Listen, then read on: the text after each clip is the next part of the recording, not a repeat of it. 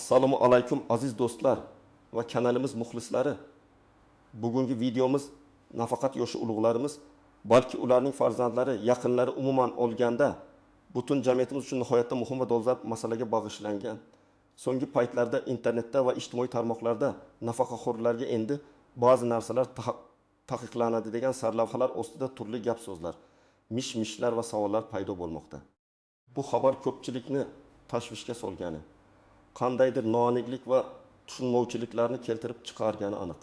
Kimlarga tegishli bu taqiq? Bu nimani anglatadi? Kim xavotirlanishi kerak? Kim esa yo'q? Bugun men ekspert sifatida shu savollarga atroflicha, batafsil va tushunarli tilda javob berishga harakat qilaman. Sizdan iltimos ushbu videoni oxirigacha diqqat bilan ko'ring. Chunki undagi har bir ma'lumot sizning shaxsiy moliyaviy ahvolingizga, farovonligingizga bevosita ta'sir qilishi mumkin. Bu juda jiddiy mavzu. Hoziroq kanalimizga obuna bo'lib, ushbu videoga like bosing. Shunda bu muhim ma'lumot ko'proq insonga yetib boradi va qanchadan qancha yurtdoshlarimizni ortiqcha xavotirdan xalos qiladi. Keling, avvalo muammoning mohiyatini tushunib olaylik. Pensiya tizimi doimiy o'zgarishlar va yangilanishlar jarayonida bo'ladi. Davlat harakat qilayotgan har bir islohot fuqarolarning hayotini yaxshilashga, ijtimoiy adolatni ta'minlashga qaratilgan bo'ladi deb umid qilamiz. Biroq har qanday o'zgarish ba'zan kutilmagan savollar va noaniqliklarni keltirib chiqarishi tabiiy. Muammoning yadrosi shundaki, avval qanday edi va endi nima o'zgardi?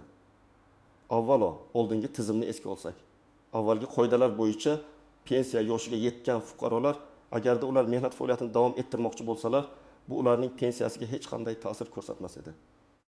Ya'ni ular ham o'z ish haqlari ham to'liq pensiyalarni olishda davom etishardi. Bundan tashqari ishlayotgan nafaqaxo'rlarning pensiyalari ham ishlamaydigan nafaqaxo'rlarning pensiyalari kabi. Har yili davlat budjeti imkoniyatlardan kelib chiqib, inflyatsiya darajasini qoplash va aholining turmush darajasini oshirish maqsadida indeksatsiya yoki qayta hisoblash orqali oshirib borilar edi. Bu tizim juda ko'pchilikka ma'qul edi. Chunki u nafaqaxo'rlarning jamiyatga o'z hissalarini qo'shishda davom etishlarini rag'batlantirar, ularning moliyaviy barqarorligini ta'minlar edi. Misol uchun, ko'plab o'qituvchilar, shifokorlar, injenerlar, uzoq yillik tajribaga ega mutaxassislar pensiyaga chiqqanlaridan keyin ham o'z kasbiy faoliyatini davom ettirib, yosh kadrlarga bilim va tajriba ulashish imkoniyatiga ega edilar. Ular ham ish haqi, ham oshirib boriladigan pensiya hisobiga o'z turmush farovonligini saqlab qolishardi. Bu tizimda ishlayotgan nafaqaxo'rlar o'zlarining mehnat stajini oshirib borishlari natijasida keyinchalik pensiyalari qayta hisoblanishi va yana bir oz oshishi mumkin edi. Ularni yanada ko'proq ishlashga undardi. Endi esa vaziyat bir oz o'zgardi. Yangi qonunchilikka ko'ra, endilikda mehnat faoliyatini davom ettirayotgan nafaqaxo'rlarning pensiyalari har yili amalga oshiriladigan indeksatsiya yoki qayta hisoblash jarayonlarida ma'lum cheklovlarga duch kelishi mumkin. Ya'ni ularning pensiyasi endi har yili butun aholi uchun amalga oshiriladigan umumiy indeksatsiya jarayoniga kirmaydi, toki ular mehnat faoliyatini to'xtatmagunlaricha. Bu shuni anglatadiki, siz pensiya yoshiga yetganingizdan so'ng rasman ishda qolsangiz, sizning pensiyangiz miqdori siz ishdan bo'shaguningizga qadar muzlatiladi, ya'ni oshirilmaydi. Boshqacha qilib aytganda, pensiya miqdori har yili inflyatsiya tufayli qadrsizlanib borgani sari ishlayotgan pensionerning pensiyasi bir xil miqdorda qolaveradi. Bu o'zgarishning asosiy sabablari nima? Odatda bunday islohotlar davlat budjetiga tushadigan yukni kamaytirish, pensiya tizimining barqarorligini ta'minlash, shuningdek, yosh avlodning ish bilan ta'minlanishini rag'batlantirish kabi maqsadlarda amalga oshiriladi. Davlat bir tomondan pensionerlarni ishdan ketib, yoshlarga yo'l berishga undashni, ikkinchi tomondan esa bir kishi ham ish haqi, ham pensiyaning indeksatsiyasini olmasligi adolatliroq degan mantiqqa asoslanishni ko'zlaydi. Ushbu o'zgarishlar faqatgina rasmiy mehnat shartnomasi asosida ishlayotgan shaxslarga tegishli ekanligini yana bir bor ta'kidlash lozim. Keling, bu o'zgarishning tafsilotlarini chuqurroq ko'rib chiqaylik. Kim nimani bilishi kerak? Kim xavotirlanishi lozim, kim esa yo'q? Bir nechta aniq misollar bilan tushuntiraman. Nima bilishingiz kerak? Asosiy qoida shuki, agar siz pensiya oluvchi shaxs bo'lib, rasman mehnat faoliyatini davom ettirayotgan bo'lsangiz, ya'ni ish beruvchingiz bilan mehnat shartnomasi tuzgan bo'lsangiz va siz uchun ijtimoiy ajratmalar to'lanayotgan bo'lsa, Sizning pensiyangiz har yili aholining boshqa qismi uchun amalga oshiriladigan indeksatsiya jarayoniga kirmaydi. Sizning pensiyangiz miqdori ishdan bo'shagunicha o'zgarishsiz qoladi. Siz ishdan bo'shaganingizdan so'nggina sizning pensiyangiz barcha o'tkazib yuborilgan indeksatsiyalar hisobga olingan holda qayta hisoblanadi va oshiriladi. Bu juda muhim farq. Ya'ni indeksatsiya umuman yo'qolmaydi, balki kechiktiriladi. Kim xavotirlanishi kerak? Asosan quyidagi toifadagi nafaqaxo'rlar bu qoidadan xavotirlanishi kerak. Iri astarish rasmiy ishlayotgan nafaqaxo'rlar. Agar siz pensiya olsangiz va biror tashkilotda rasman mehnat shartnomasi asosida ishlasangiz, sizning pensiyangiz indeksiyadan o'tkazilmaydi. 2. Davlat korxonalari va budjet tashkilotlarida ishlayotgan nafaqaxo'rlar. Bu qoidalar ayniqsa davlat sektori uchun jiddiy. 3. To'liq stavkada yoki yarim stavkada ishlayotgan nafaqaxo'rlar. Ish stavkasi ahamiyatsiz, agar rasman band bo'lsangiz, qoida sizga taalluqli. Keling, real hayotiy misollar bilan ko'rib chiqaylik. Asterisk misol, muallima opa Olbish yosh. Muallima opa 4 yildan ortiq maktabda ishlaydi. Pensiya yoshiga yetgan bo'lishiga qaramay, u o'zini baquvvat his qilgani va yoshlarga bilim berishni xohlagani uchun dars berishda davom etmoqda. Uning hozirgi pensiyasi ilk 5 million so'm, maktabdagi maosh esa 2 pentaksi million so'm. O'tgan yillarda muallima opaning pensiyasi har yil o'rtacha indeksatsiyaga oshirilib kelingan. Misol uchun, agar bu yil pensiya indeksatsiyasi ampode deb belgilansa, ishlamaydigan pensionerlarning pensiyasi ilk 5 million so'mdan ilsaq 5 million so'mga, ya'ni 1 ming so'mga oshadi. Ammo yangi qoidaga ko'ra, muallima opa rasman ishlayotgani uchun uning 1 million so'mlik pensiyasi oshirilmaydi. Bu 1 ming so'm oylik oshishni yo'qotadi. Bir yilda bu 2 million so'm degani. Bu muallima opaning jami daromadiga sezilarli ta'sir ko'rsatadi. Chunki uning umumiy daromadi indeksatsiya bo'lmagani sababli inflyatsiya tufayli qadrsizlanib boradi. Bu uning uchun jiddiy yo'qotish bo'lib, uning moliyaviy rejalashtirishida muhim o'rin tutishi kerak. U endi 1 ming so'm kamroq daromadga ega bo'ladi. Boshqa tengdoshlari pensiyalarining oshishi hisobiga yaxshiroq yashayotgan bir paytda. Misol 2. Muhandis aka 2 yosh. Muhandis aka yirik zavodda maslahatchi sifatida ishlaydi. Uning tajribasi noyob bo'lgani uchun korxona uni saqlab qolishga harakat qiladi. Uning maoshi yuqori 4 million so'm, pensiyasi esa 2 million so'm. Agar pensiyasi indeksatsiyasi inbarmasi bo'lsa, u 200 ming so'm oylik o'shishni yo'qotadi. Yillik yo'qotish 2-4 o'shish million so'm. Muhandis akaning maoshi muallima opaga nisbatan ancha yuqori bo'lgani sababli uning uchun bu yo'qotish nisbatan kamroq sezilishi mumkin. Biroq bu baribir uning umumiy moliyaviy ahvoliga ta'sir qiladi va uning xarajatlarini rejalashtirishda e'tiborga olish kerak bo'lgan omil hisoblanadi. U o'zining mutaxassislik bilimi va tajribasi uchun munosib haq olib turgan bo'lsa-da, pensiyasining qiymati vaqt o'tishi bilan kamayib borayotganini hisobga olishi kerak. Bu uning davlat tomonidan taqdim etiladigan ijtimoiy qo'llab mahrum bo'layotganini anglatadi. Kim xavotirlanishi shart emas. Aksincha, quyidagi toifadagi nafaqaxo'rlar bu qoidadan xavotirlanishlari shart emas. 1. Asli ishlamaydigan nafaqaxo'rlar. Agar siz faqat pensiya olsangiz va rasman hech qayerda ishlamasangiz, sizning pensiyangiz avvalgidek to'liq indeksatsiyadan o'tadi va oshiriladi. 2. Nodavlat sektorda norasmiy ishlayotganlar. Ba'zi pensionerlar rasmiy hujjatlarsiz norasmiy ishlarda band bo'lishadi. Agar siz uchun ijtimoiy sug'urta ajratmalari to'lanmayotgan bo'lsa, siz rasman ishlayotgan hisoblanmaysiz va pensiyangiz indeksatsiyadan o'tkaziladi. Biroq bu tavsiya etilmaydi. Chunki norasmiy ish jiddiy huquqiy va ijtimoiy xatarlarni o'z ichiga oladi. 3. O'zini band qilganlar individual tadbirkorlar. Agar qonunda ular uchun alohida band bo'lmasa, agar qonun faqat mehnat shartnomasi asosida ishlayotganlarni nazarda tutsa, o'zini band qilgan shaxslar, masalan hunarmandlar, taksichilar, dehqonlar bu qoidaga kirmasligi mumkin. Lekin bu holatni aniqlashtirish juda muhim. 4. Passiv daromad oluvchilar.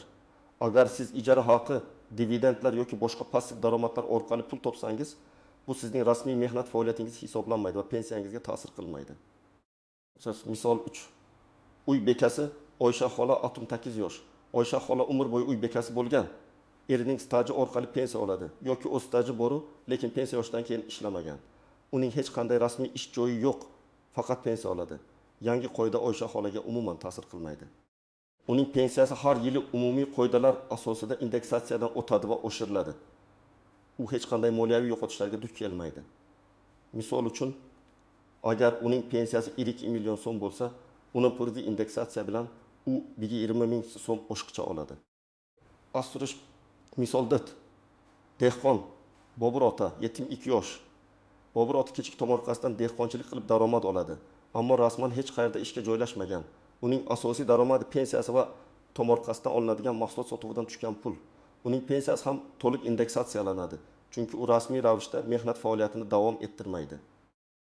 Shuningdek, agar u o'z tomorqasini rasman dehqon xo'jaligi sifatida ro'yxatdan o'tkazgan bo'lsa ham, agar qonunda o'z-o'zini band qilganlarga alohida qoida qo'yilmagan bo'lsa, uning pensiya indeksatsiyadan o'tishda davom etadi. Bu yerda asosiy farq rasmiy mehnat shartnomasi mavjudligidadir. Endi esa bu qoidaning istisnolari, tuzoqlari va unchalik ko'zga tashlanmaydigan nozik jihatlarga to'xtalib o'tsak. Istisnolar har qanday qoidada bo'lgani kabi bu yangi tartibda ham istisnolar bo'lishi mumkin. Hozircha rasmiy ma'lumotlarda aniq istisnolar ko'rsatilmagan bo'lsa-da, kelajakda quyidagi holatlarda istisnolar joriy etilishi ehtimoli bor. Jamiyat uchun muhim kasb egalari. Ba'zi sohalarda mutaxassislar, masalan, chet hududlardagi shifokorlar, maxsus bilimga ega o'qituvchilar, ilmiy xodimlar uchun istisnolar qo'llanilishi mumkin. Sababi, ularning tajribasi va mehnati juda qadrlanadi va ularning ish faoliyatini davom ettirish jamiyat uchun muhimroq bo'lishi mumkin. Misol uchun, uzoq qishloqda yagona shifokor bo'lib ishlayotgan pensiya yoshidagi vrach agar u ishdan ketsa, hududda tibbiy xizmat yomonlashishi mumkin. Bunday holatlarda davlat ular uchun alohida imtiyozlar joriy etishi mumkin. Nogironligi bor nafaqaxo'rlar agar nogironligi bo'lgan shaxs pensiya olib mehnat faoliyatini davom ettirsa, uning uchun boshqa qoidalar amal qilishi mumkin. Bu ijtimoiy himoya chorasi sifatida ko'rib chiqiladi. Kam daromadli ishlayotgan nafaqaxo'rlar agar ishlayotgan pensionerning maoshi ma'lum bir minimal miqdordan past bo'lsa, uning pensiyasi to'liq indeksatsiyadan o'tkazilishi mumkin. Bu asosan minimal ish haqi oluvchi yoki juda oz soat ishlayotgan pensionerlarga yordam berishga qaratilgan bo'ladi. Hozircha bunday cheklov yo'q, lekin kelajakdagi o'zgarishlarda bunga e'tibor qaratilishi mumkin. Tuzoqlar va e'tibordan chetda qolishi mumkin bo'lgan nuanslar: 1. Pension fondiga ma'lumot bermaslik. Agar siz pensiyaga chiqqaningizdan keyin ishga kirgan bo'lsangiz va bu haqda pensiya jamg'armasiga xabar bermagan bo'lsangiz, bu jiddiy muammolarga olib kelishi mumkin. Pensiya jamg'armasi ma'lumotlarni bandlik va mehnat munosabatlari vazirligi hamda soliq qo'mitasi ma'lumotlari bilan taqqoslaydi. Agar sizning rasman ishlayotganligingiz aniqlansa, sizdan noqonuniy olingan indeksatsiya summasini qaytarish talab qilinishi mumkin. Bu holatda sizdan bir necha oylik, hatto bir necha yillik indeksatsiya summasini bir yo'la qaytarishni so'rashlari mumkin. Bu esa moliyaviy jihatdan ancha og'ir bo'ladi. 2. Ishlayotgan nafaqaxo'r tushunchasini noto'g'ri tushunish. Kim ishlayotgan nafaqaxo'r hisoblanadi? Faqat rasmiy mehnat shartnomasi bilanmi yoki fuqarolik huquqiy shartnomalar o'z-o'zini band qilish ham shunga kiradimi? Hozircha qonunchilikda ishlayotgan pensioner deganda rasmiy mehnat shartnomasi asosida ishlayotgan shaxslar tushuniladi. Agar siz fuqarolik huquqiy shartnoma asosida ishlagan bo'lsangiz, masalan, ma'lum bir xizmat ko'rsatish yoki ish bajarish bo'yicha shartnoma tuzgan bo'lsangiz, odatda bu mehnat faoliyati emas, balki daromad olish hisoblanadi. Shuning uchun bu holda pensiyangiz indeksatsiyadan mahrum bo'lmasligi kerak. Ammo bu yerda ham pensiya jamg'armasi bilan aniqlashtirish zarur. 3. Qora ish yoki norasmiy bandlik. Ba'zi fuqarolar ushbu cheklovlardan qochish maqsadida norasmiy ishlarda band bo'lishga harakat qilishlari mumkin. Bu katta xavflarni o'z ichiga oladi. Ijtimoiy himoyasizlik. Siz ish beruvchi tomonidan beriladigan ta'tillar, kasallik varaqalari, homiladorlik va tug'ish nafaqalari kabi imtiyozlardan mahrum bo'lasiz. Huquqiy himoyasizlik.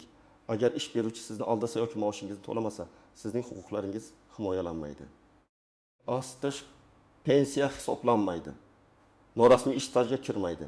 Ya'ni kelajakda sizning pensiyangizni qayta hisoblashda hisobga olinmaydi. Qonuniy javobgarlik davlat organlari tomonidan norasmiy bandlik aniqlansa, bu ish beruvchi uchun ham, ishchi uchun ham ma'muriy javobgarlikka sabab bo'lishi mumkin. 4. Kechiktirilgan indeksatsiyaning ahamiyati. pensiya indeksatsiyasi umuman yo'qolmaydi. Balki siz ishdan bo'shaganingizdan keyin barcha o'tkazib yuborilgan indeksatsiyalar hisobga olinib, pensiyangiz qayta hisoblanadi. Demak, siz ma'lum muddat indeksatsiyasiz yashaysiz, lekin keyinchalik baribir oshirilgan pensiyani olasiz. Bu shuni anglatadiki, sizning yo'qotganingiz faqat vaqtinchalik bo'ladi, lekin bu vaqt davomida pensiyangizning xarid qobiliyati pasayadi. 5. Kelajakdagi pensiya qayta hisoblashlariga ta'sir. Ishlayotgan pensionerlarning mehnat staji davom etadi. Bu kelajakda ular ishdan bo'shaganlarda pensiya miqdoriga qanday ta'sir qiladi? Odatda stajdagi har 5 yillik o'sish pensiyaning qayta hisoblanishiga asos bo'lishi mumkin. Ushbu qoida indeksatsiya to'xtatilgan davrda ham staj yig'ilishini nazarda tutadi. Demak, bu sizning kelajakdagi pensiyangizga ijobiy ta'sir ko'rsatishi mumkin. Ammo shu bilan birga indeksatsiya yo'qotilgani moliyaviy farovonlikka baribir salbiy ta'sir qiladi. Endi esa eng muhim qism amaliy maslahatlar. Bu o'zgarish sizning hayotingizga ta'sir qilmasligi uchun nima qilishingiz kerak? Qanday qadamlar qo'yish lozim? 1. Astirish. O'z maqomingizni tekshiring. Avvalo, siz rasmiy mehnat faoliyatini davom ettirayotganingizga ishonch hosil qiling. Mehnat shartnomangiz bormi? Ish beruvchingiz siz uchun ijtimoiy ajratmalarni to'laydimi? Bu ma'lumotlarni ish beruvchingizdan yoki shaxsiy kabinet orqali bandlik va mehnat munosabatlari vazirligining elektron xizmatlar portalidan tekshirishingiz mumkin. Agar siz o'zingizni band qilgan bo'lsangiz yoki fuqarolik huquqiy shartnoma asosida ishlayotgan bo'lsangiz, yuqorida aytib o'tganimdek, qoidalar biroz boshqacha bo'lishi mumkin. 2. Pensiya jamg'armasiga murojaat qiling. Eng ishonchli ma'lumotni olish uchun yashash joyingizdagi pensiya jamg'armasining hududiy bo'limiga murojaat qiling. U yerda sizga o'zingizning aniq vaziyatingiz bo'yicha batafsil tushuntirish beriladi. Murojaat qilayotganda o'zingiz bilan pasportingizni, pensiya guvohnomangizni va agar mavjud bo'lsa, mehnat shartnomangiz nusxasini oling. Mutaxassislardan aynan sizning holatingizda pensiya indeksatsiyasi qanday amalga oshirilishi, agar ishlayotgan bo'lsangiz, indeksatsiya qancha vaqtga kechiktirilishi va ishdan bo'shaganingizdan keyin qanday tartibda qayta hisoblanishi haqida aniq ma'lumot so'rang. Telefon orqali ham murojaat qilish mumkin, lekin yozma javob olish yoki shaxsan borib tushuntirish olish har doim ishonchliroqdir. 3. Astirish hujjatlaringizni ko'rib chiqing. Barcha mehnat daftarchangizdagi yozuvlar, mehnat shartnomalaringiz va pensiya jamg'armasidagi ma'lumotlaringiz bir-biriga mos kelishiga ishonch hosil qiling. Agar qandaydir nomuvofiqliklar bo'lsa, ularni zudlik bilan tartibga soling. Bu kelajakda yuzaga kelishi mumkin bo'lgan muammolarning oldini oladi. 4. Moliyaviy yo'qotishlarni hisoblang. Ushbu o'zgarish sizning umumiy daromadingizga qanday ta'sir qilishini aniq tushunib oling. Agar har yili pensiya indeksatsiyasi o'rtacha 10% bo'lsa va sizning pensiyangiz 1,5 million so'm bo'lsa, siz yiliga 1,5 million so'm, 1,5 ming so'm 12 oy miqdordagi potensial daromaddan mahrum bo'lasiz. Bu miqdor sizning oilaviy budjetingiz uchun qanchalik muhimligini hisoblab chiqing. Bu hisob-kitoblar kelajakdagi qarorlaringiz uchun asos bo'ladi. 5. Muqobil variantlarni ko'rib chiqing. Yuqoridagi hisob-kitoblarga asoslanib, sizning oldingizda bir nechta variantlar bo'lishi mumkin. Asqish ishlashda davom etish. Agar sizning ish haqingiz pensiya indeksatsiyasidan ko'ra muhimroq bo'lsa yoki siz o'z ishingizni juda yaxshi ko'rsangiz, pensiya indeksatsiyasini vaqtinchalik muzlatishga rozi bo'lib, ishlashda davom etishingiz mumkin. Rasmiy ishdan bo'shash.